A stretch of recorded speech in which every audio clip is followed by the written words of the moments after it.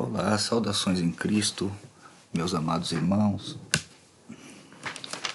Aqui é o irmão Elvis Júnior que vos fala. Saudações à nossa amada classe querigma, dos nossos adolescentes da Primeira Igreja Batista Bíblica em Vila Natal. Muito obrigado por estar compartilhando, conosco aqui esse momento de aprendizado, para a honra e glória do nosso Deus. Esteja você aí na sua casa, esteja você aí no recinto do seu lar, cumprindo aí esse recesso pelo qual, estamos tendo que passar devido às atuais condições do nosso cenário mundial, nosso cenário da saúde aí, Então, a recomendação é que fiquemos em casa, não podemos estar nos dirigindo à nossa igreja local, por motivos que já é de conhecimento de todos, Eu gostaria aqui de compartilhar com os irmãos, sobre o assunto da benignidade. Essa aqui é a nossa quinta aula, sobre o fruto do Espírito. Nós vimos aí de uma sequência de algumas aulas falando dos atributos, do fruto do Espírito, que se encontra lá no texto base de Gálatas 5, 22 e 23, Vamos orar para a gente começar e ter discernimento, e termos a bênção de Deus sobre nossas vidas, para que possamos aprender, da sua palavra. Senhor Deus, amado Pai, estamos aqui mais uma vez, ó Pai, reunidos, Senhor, de maneira online aqui, de maneira virtual, ó Pai, para compartilhar da Tua Palavra, para saborearmos, Senhor, do Teu conhecimento, ó Pai, saborearmos, Senhor, de quão bom e agradável é estarmos em comunhão com nossos irmãos, discutindo, Senhor, acerca do Teu reino, Pai. Muito obrigado, Senhor, pela saúde, por estarmos aqui, ó Pai, com essa incumbência, Senhor, com esse privilégio, ó Pai, de estar juntamente com nossos adolescentes, ó Deus, e com quem porventura venha assistir esse vídeo, compartilhando, Senhor, de conhecimento, ó Pai. Senhor, perdoa os meus pecados, sê comigo, Pai, porque sou pecador, miserável pecador, ó Pai.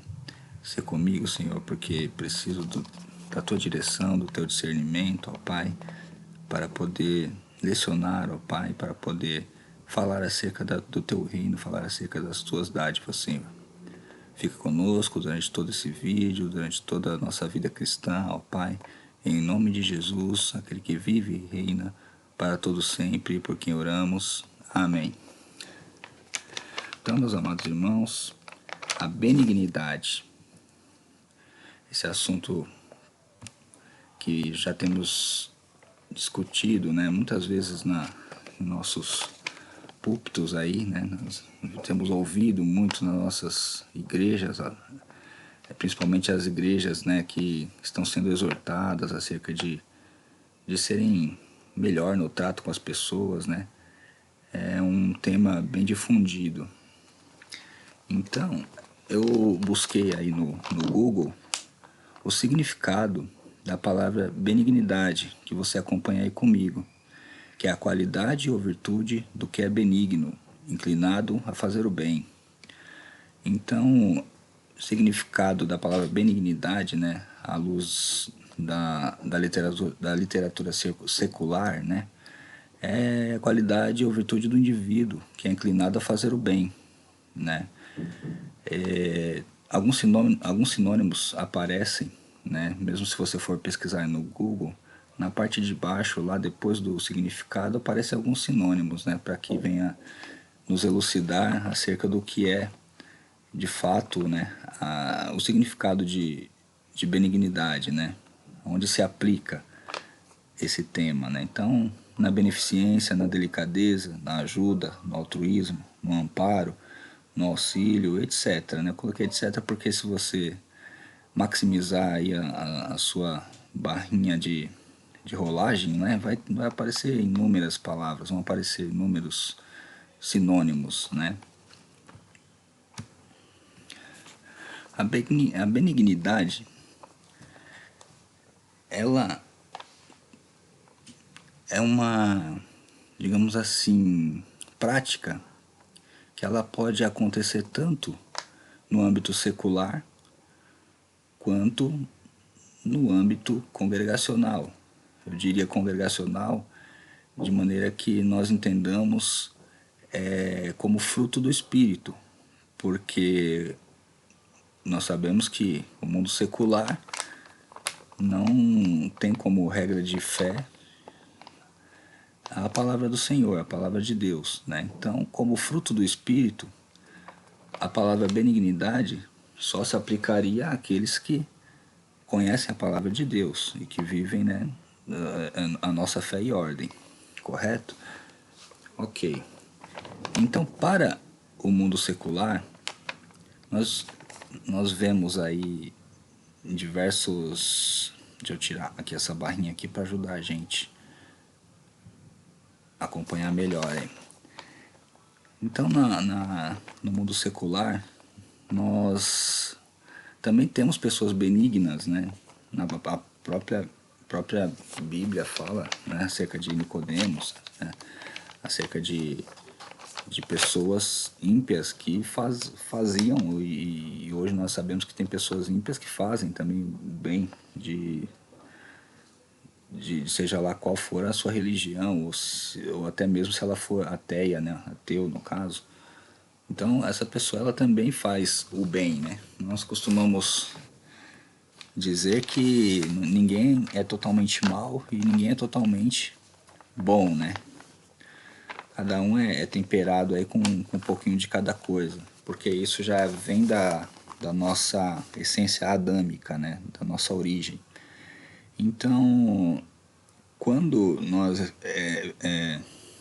nos inclinamos a estudar a benignidade de maneira secular, nós vemos que ela acontece geralmente por alguns agentes motivadores, elas se dão por alguns motivos.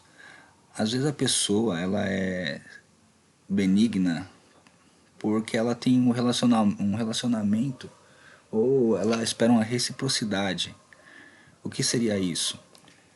É muito fácil, né? Eu ser bom com meu irmão. O relacionamento seria isso, né?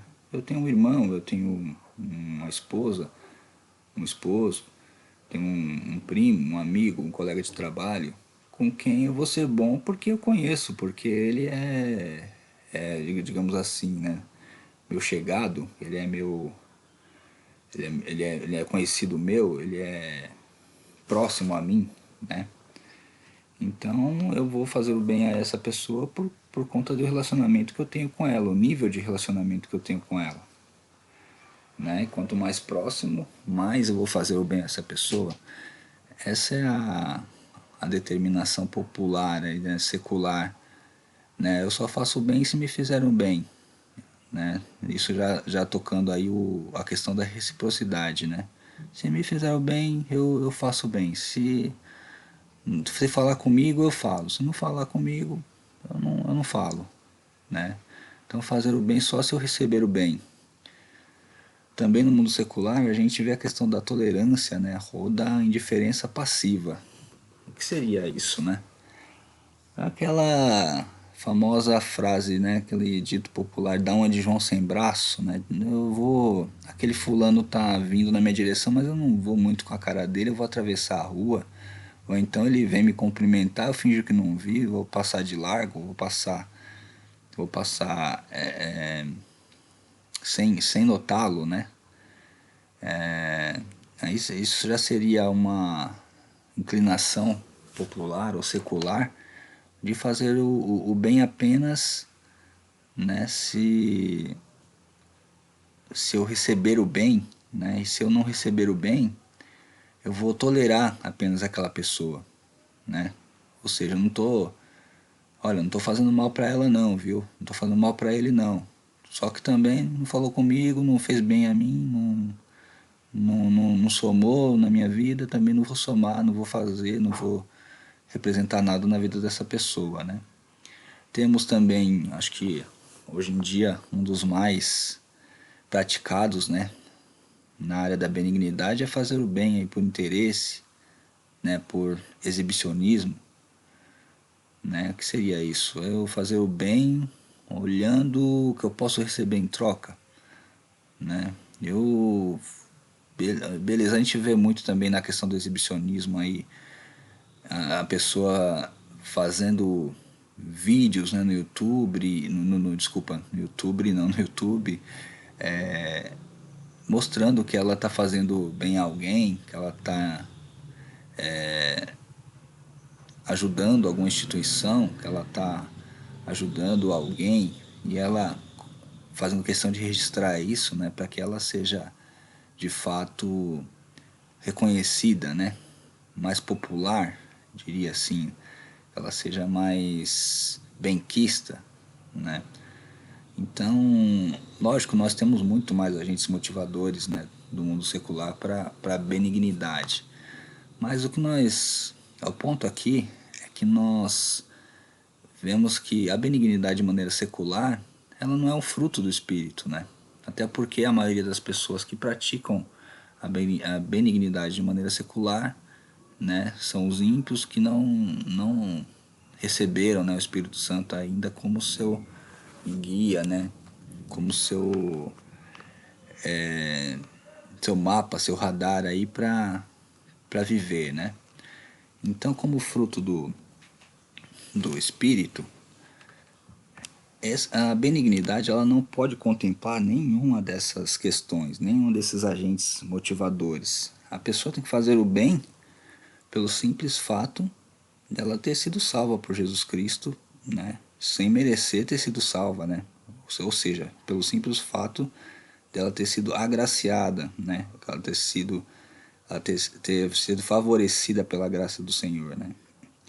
Então, se vocês forem acompanhar comigo aí em Mateus, capítulo 5, verso 46. Estou abrindo a minha Bíblia aqui também.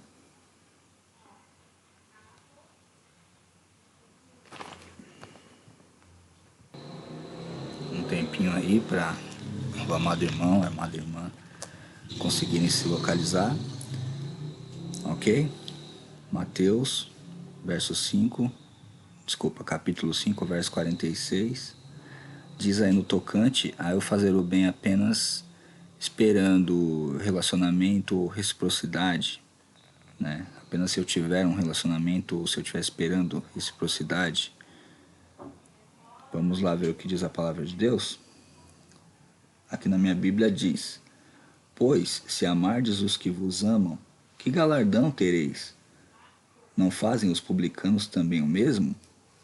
Uma pergunta, né, Jesus está nos fazendo nesse momento, né? Porque eu ia amar apenas aqueles que me amam, né? O amor de Deus é diferente, né, do que o amor que o mundo pratica, né? Eu devo amar, né, também aqueles a quem não me amam, talvez até aqueles que eu nem conheça, talvez até aqueles que nem me conheçam, né? E sem esperar nada em troca, ok? Em João também, capítulo 15, versículo 12, se os irmãos puderem acompanhar comigo aí, estou abrindo a minha Bíblia também, e vou dar um tempinho para os irmãos abrirem a Bíblia de vocês. Ok? Vamos lá então? João 15, verso 12. O meu mandamento é este, que vos ameis uns aos outros, assim como eu vos amei. Opa! Olha aqui o Senhor Jesus dizendo que o padrão que Ele quer de amor, de benignidade, é o padrão que Ele mesmo praticava, ou que o próprio Deus pratica conosco, ou praticou conosco na cruz. Né? Então, Deus nos amou a ponto de morrer na cruz, ou melhor, de enviar seu filho, né, seu próprio filho unigênito, que está lá em João 3,16, né, na cruz, por nós. Né? Então, a tolerância ou a indiferença passiva, né, que é aquela questão de eu não vou fazer mal à pessoa, mas também não vou fazer o bem, eu só vou esperar para ver se ela vai me fazer o bem, ou mesmo que ela venha me fazer o bem, eu não tolero, eu não gosto daquela pessoa. Né? Eu não quero ter relacionamento com ela, então eu vou passar de largo, eu vou atravessar a rua, vou fingir que eu não vi, Isso tá longe, né? Tá fora dos padrões de Deus, né? Ele diz em João 15:12 os padrões que ele próprio estipulou para nós, né? Agora vamos ver aí na questão do interesse e do exibicionismo. Eu coloquei aí, poderia ter invertido, tá? Mateus 6:2 e 3, mas como o interesse veio primeiro, né, acabou ficando nessa sequência. Então vamos lá para Mateus, um tempinho aí para os irmãos acharem também, ok? Todos acharam? Ok. Diz assim a palavra do Senhor. Quando, pois, deres esmola, não faças tocar trombeta diante de ti, como fazem os hipócritas nas sinagogas e nas ruas, para serem glorificados pelos homens. Em verdade vos digo que já receberam o seu galardão. Mas, quando tu deres esmola, não saiba a tua mão esquerda o que faz a tua direita. Poxa, esse é o texto chave, né, para que nós venhamos praticar aí a benignidade sem esperar nada em troca, ou sem interesse, sem exibicionismo, né? Versículo 2 aí nós vemos a questão do exibicionismo, né? No versículo 3 a questão aí do interesse, como o que o Senhor Jesus espera de nós, né? Na questão de quando viermos praticar benignidade. Então são alguns parâmetros aqui, é claro, como eu já falei, agentes motivadores para o mundo secular, né? Nós temos diversos, né? Nós mesmo cristãos temos que nos policiar para que não venhamos ser acometidos por nenhum deles, né? Não venhamos praticar a benignidade, praticar o bem, ser benignos apenas por agentes motivadores, que nosso único agente motivador seja o nosso próprio Senhor Jesus Cristo, né? Que nos deu vida eterna, vida em abundância, sem nós mesmos merecermos, né? Sendo nós ainda pecadores, digamos assim, né?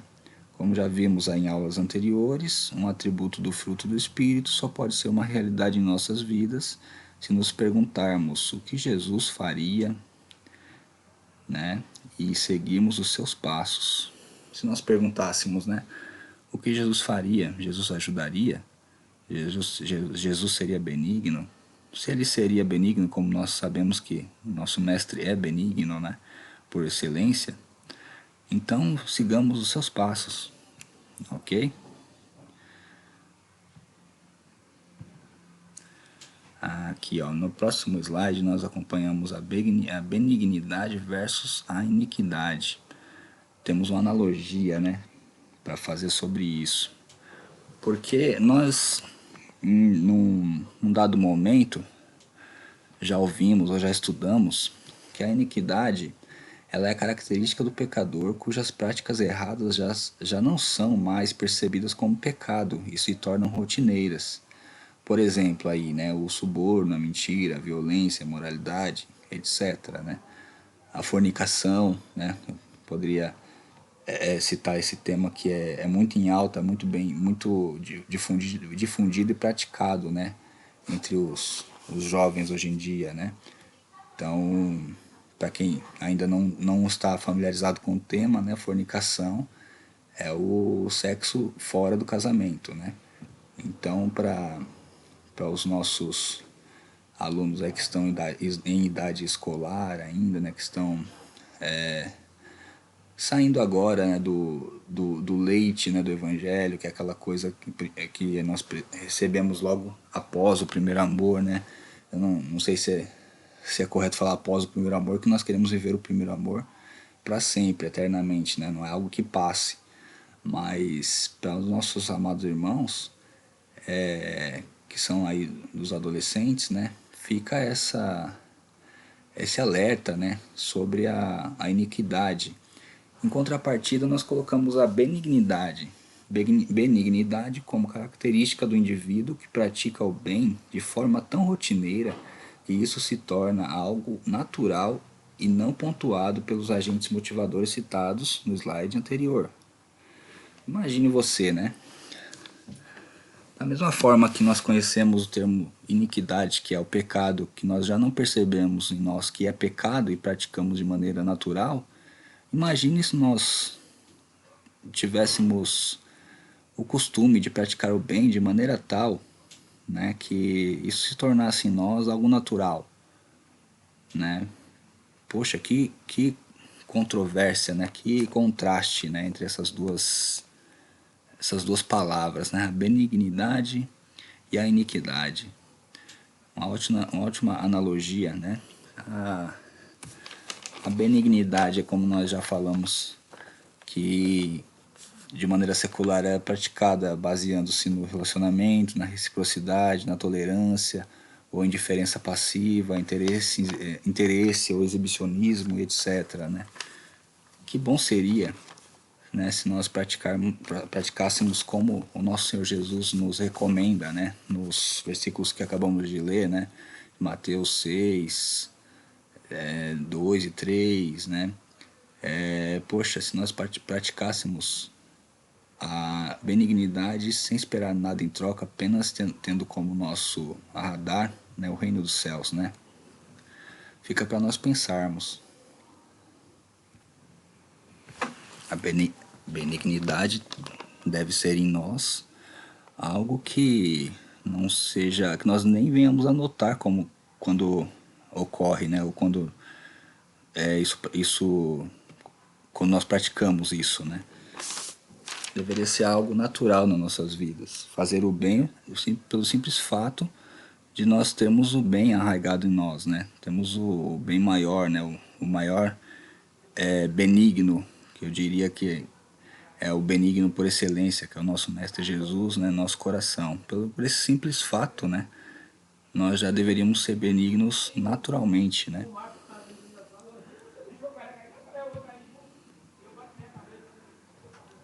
Pois é, então agora aqui, só para a gente ir finalizando, né? Na ilustração que eu proponho aqui para nós, em Lucas 10, 30, vou dar um tempinho para os irmãos, eu também estou abrindo a minha Bíblia aqui, Lucas 10, 30. Ok, todos acharam? Como diria uma irmã da nossa igreja, o livro de Lucas está na Bíblia, né? Ok? Pois é, então vamos lá. Lucas 10, 30. Lucas 10, a partir do versículo 30, diz assim: E respondendo Jesus disse: Descia um homem de Jerusalém para Jericó, e caiu nas mãos dos salteadores, os quais despojaram e espancaram, se retiraram, deixando meio morto. E ocasionalmente descia pelo mesmo caminho certo sacerdote, e vendo-o, passou de largo. E de igual modo também um levita, chegando àquele lugar e vendo-o, passou de largo. Mas um samaritano, que ia de viagem, chegou ao pé dele e vendo-o, moveu-se de íntima compaixão. E aproximando-se, atou-lhe as feridas, deitando-lhe azeite e vinho, e pondo-o sobre a sua cavalgadura, levou-o para uma estalagem e cuidou dele. E partindo, no outro dia, tirou 2 dinheiros e deu-os ao hospedeiro e disse-lhe: Cuida dele, e todo o que demais gastarem, de tudo o que demais gastares, eu te pagarei quando voltar. Qual, pois, destes 3 te parece que foi o próximo daquele que caiu nas mãos dos salteadores? E ele disse: O que usou de misericórdia para com ele.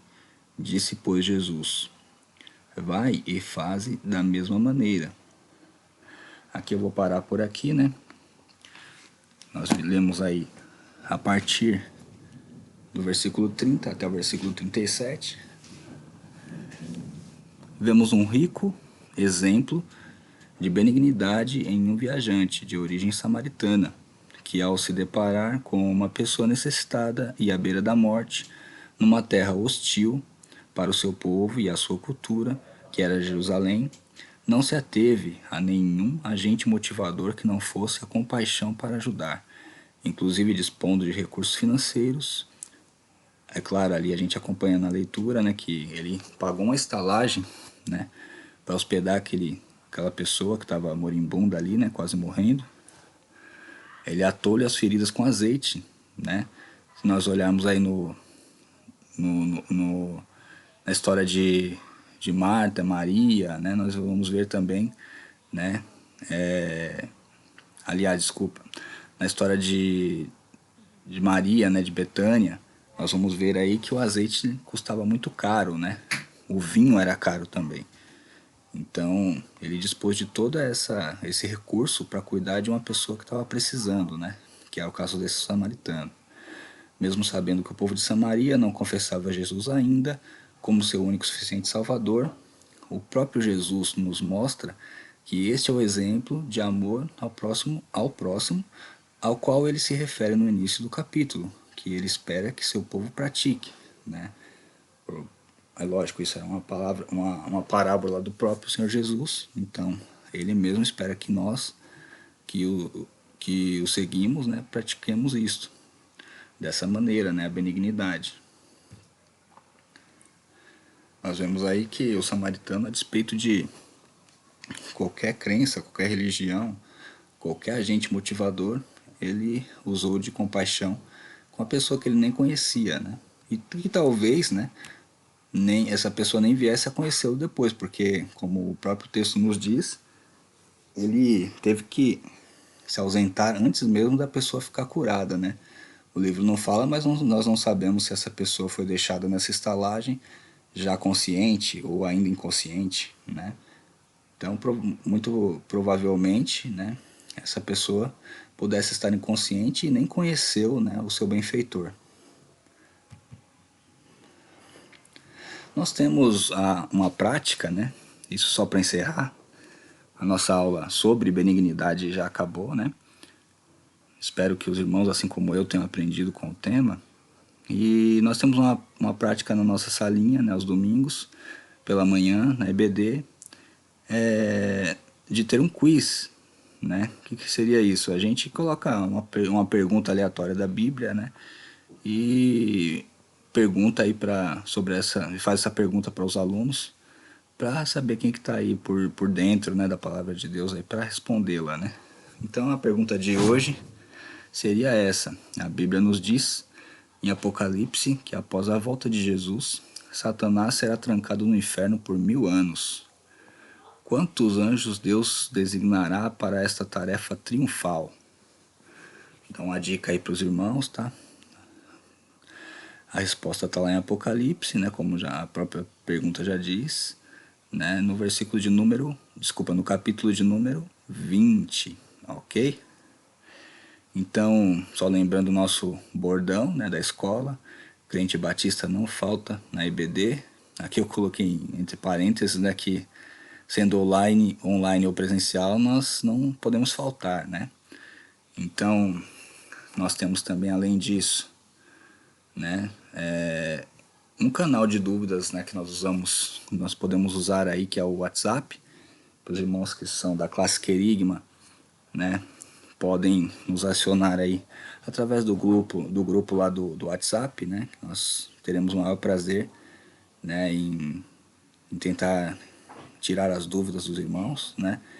E nos meios por onde esse vídeo circular, seja no YouTube, seja no Facebook, se você colocar o seu comentário, né, de maneira a fazer uma pergunta, nós estaremos aqui prontos para respondê-las, ok?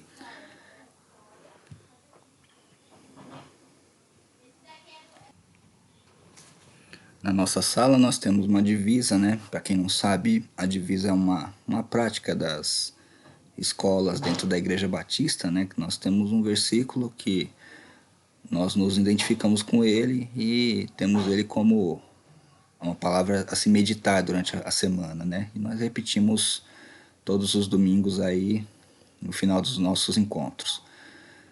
Então o nosso versículo é Isaías 40:13, porque eu, o Senhor teu Deus, te tomo pela tua mão direita e te digo, não temas, eu te ajudo. Isaías 41:13, ok? Uma ótima, diria, né, não sei se nós podemos dizer assim, mas uma ótima quarentena, um ótimo recesso aí, né, a todos. É lógico que não é ótimo para ninguém estar em casa confinado, né? mas desejamos aí que isso seja um crivo pelo qual possamos passar, né, da melhor maneira possível. Deus sabe todas as coisas e eu creio que dentro do menor tempo possível nós retornaremos aí às nossas igrejas, à obra do Senhor, né, a todo vapor. Tá ok? Fiquem com Deus, um forte abraço e até a próxima aula. Tchau, tchau.